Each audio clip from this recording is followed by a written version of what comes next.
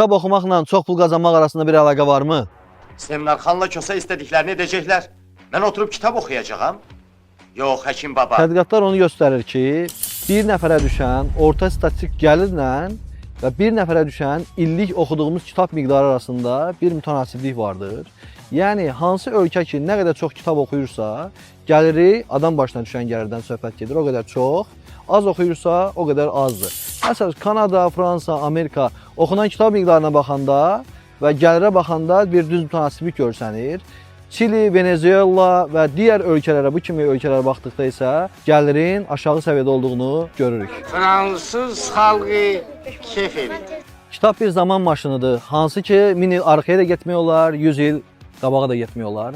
Amma çox təəssüf ki, Sovetin ideoloji kitabları və Sovetdən sonraki kapitalizmə keçid dövründə gərəksiz olduğu üçün kitab oxumuş insanlar uğur qazana bilmədilər. Və bu da insanların ağlında kitab oxuyaraq uğur qazanmaq olmaz təfəkkürünü yaratdı. Mən özüm Tarix Nadir kitabını yarısına qədər oxumuşam, amma sənin dediyin anlamıram. Amma kapitalizmin ruhu bizə nə deyir? Tədqiqat və araşdırma yönümlü olmaq lazımdır və bununla bərabər ən önəmli qaynağımız isə kitabdır. İnformasiya çıxış sadəcə kitab deyil, eyni zamanda internet platformalarıdır.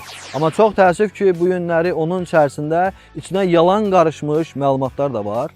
Ona görə də qarşımıza sual çıxır.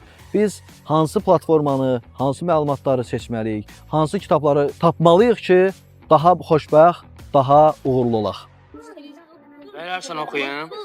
31, 32, Verərəm. 33, Bəs sən şəhədini verərsən? 37. Teyli şey deyil.